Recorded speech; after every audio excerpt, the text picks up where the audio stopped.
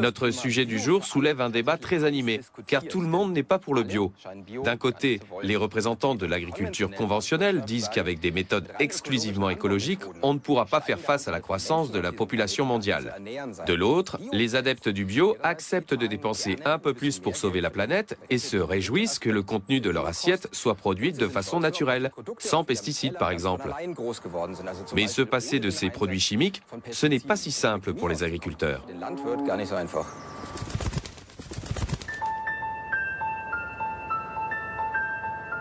Un champ écologique 100% bio. Mais Zeb Brown est déçu. Son champ de blé est plein de mauvaises herbes.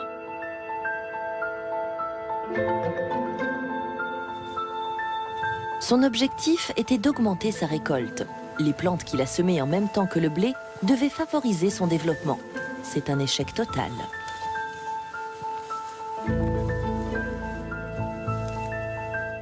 C'est un coup dur, évidemment, et une perte financière. Mais pour moi, il n'y a pas d'autre voie possible. Sinon, il faudrait que j'emploie des herbicides. Et c'est une chose que je ne veux pas. Zeb Brown refuse d'employer des produits de synthèse. Contrairement à son voisin, dont le champ de blé conventionnel va, cette année encore, produire une belle récolte. Mais M. Brown a décidé de mettre une croix sur les engrais chimiques et autres insecticides. Dans sa ferme de Freising, en Bavière, il s'est converti depuis longtemps à l'agriculture bio. Il veut produire des aliments sans nuire à la nature ni aux animaux, le bio pour tous. Il est même convaincu que pour que l'humanité survive, il faut que le monde entier passe à l'agriculture biologique.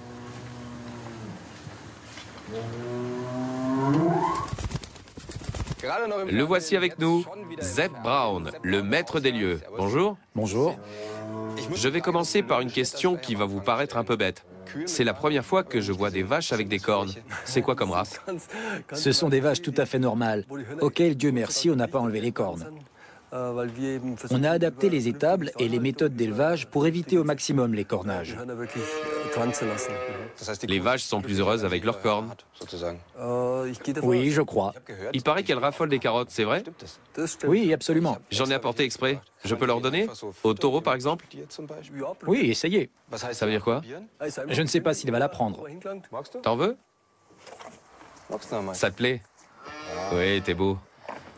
Finalement, qu'est-ce qui est bio dans cette étable? Les animaux ne mangent pas d'ensilage, et encore moins, bien sûr, d'aliments concentrés, comme le soja et autres. Vous leur donnez quoi alors? L'herbe fauchée dans les prés? On leur donne ce qui pousse dans nos champs. C'est la nourriture qu'on distribue dans les mangeoires, et je crois qu'ils en sont très contents. Et ça change quelque chose au lait? Oui, je fais très attention à ce que l'herbe contienne une grande variété d'espèces, et ça se sent dans le goût du lait. Qu'est-ce qui vous a poussé à devenir un militant bio, pour ainsi dire? Je ne me vois pas vraiment comme ça. J'essaie tout simplement de redécouvrir la nature, et en tant qu'être humain, de travailler en accord avec elle. Elles approuvent, je crois. J'espère. On dit que l'agriculture bio est moins productive, c'est vrai?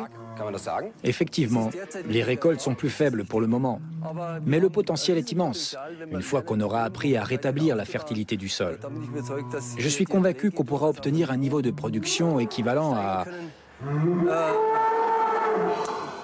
C'est difficile de se concentrer. Oui, j'ai encore une carotte, attends un peu. un niveau de production équivalent à celui qu'on atteint aujourd'hui avec les techniques conventionnelles. Mais pour cela, il faut faire un gros travail de recherche et de formation. Merci beaucoup. Passons donc à la science. Direction l'université de Munich, où des chercheurs étudient les perspectives à long terme du bio.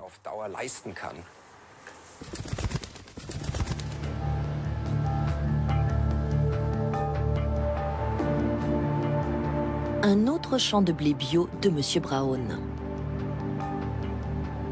Des chercheurs de l'université de Munich le passent au peigne fin.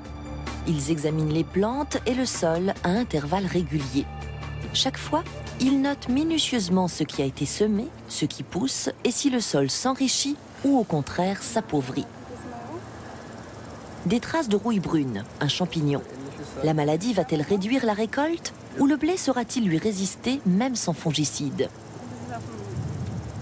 Et comment sont les racines dans le champ de trèfle voisin? Combien y a-t-il de variétés de plantes? Les scientifiques prélèvent des échantillons pour les étudier en laboratoire. Ils procèdent de même dans 80 exploitations à travers l'Allemagne.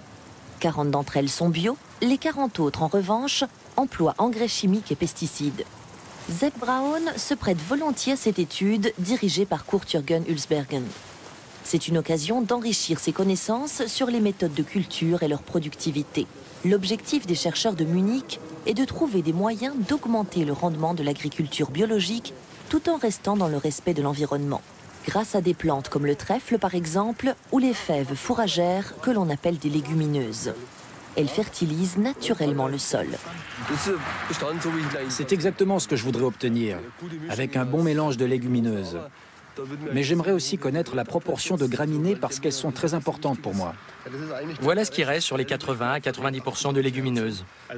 Pratiquement rien. Non, il n'y a pratiquement pas de graminées. On a surtout des légumineuses. Il est encore trop tôt pour se prononcer sur l'avenir de l'agriculture biologique. Il faut poursuivre les recherches sur l'augmentation des rendements. Les différences entre les exploitations sont très importantes. Les plus productives, ici en Bavière, récoltent aujourd'hui 6 tonnes de blé, ce qui est considérable même à l'échelle internationale. Mais je pense que c'est loin d'être la limite maximum. Centre d'essai en pleine terre de l'université de Munich. On cultive ici une centaine de champs miniatures, tous selon des méthodes écologiques et dans le but de trouver la technique la plus productive. Aujourd'hui, des étudiants en agronomie viennent apprendre comment fonctionne l'agriculture biologique moderne. Son secret, la rotation des cultures. Après chaque récolte, on sème une plante différente sur la même parcelle. Les plantes n'ayant pas toutes besoin des mêmes éléments nutritifs, le sol s'épuise moins vite. Un impératif, les légumineuses ne doivent jamais manquer. Le trèfle, par exemple, une véritable plante miracle. Bien qu'on ne le mange pas, il a l'avantage d'épaissir la couche d'humus et ses nombreuses racines empêchent les herbes indésirables de s'incruster. Le blé qui lui succédera poussera beaucoup mieux, notamment parce que le trèfle absorbe l'azote de l'air et le fixe dans la terre. Or, l'azote est un engrais naturel. Les sols les moins bons sont ceux qui sont les plus pauvres en azote. Le manque d'azote est souvent le facteur qui freine le rendement. Et en agriculture biologique, il faut éviter au maximum d'éliminer le trèfle de la rotation des cultures, que ce soit pour des raisons économiques ou autres. Le trèfle a toujours eu une grande importance dans l'agriculture. Sa quantité et l'azote qu'il fixe influent considérablement sur les rendements. Le trèfle, seul ou mélangé à de l'herbe, permet ainsi aux plantes qui lui succèdent de mieux pousser. Et qui plus est, il sert à faire du foin. Les vaches de Sepp Braun sont nourries uniquement au foin maison. Un excellent aliment qui permet en plus une économie de transport et de coûts. Et avec le fumier, il fait du compost pour fertiliser ses champs. La boucle est bouclée. Seul inconvénient, Sepp Braun ne peut pas avoir plus de vaches que ses champs ne peuvent en nourrir, soit environ 25. La production quotidienne de lait est donc limitée. C'est pourquoi l'agriculteur mise sur la valeur ajoutée. La quasi-totalité du lait est transformée en fromage, sa production principale après les céréales. Mais peut-il en vivre ?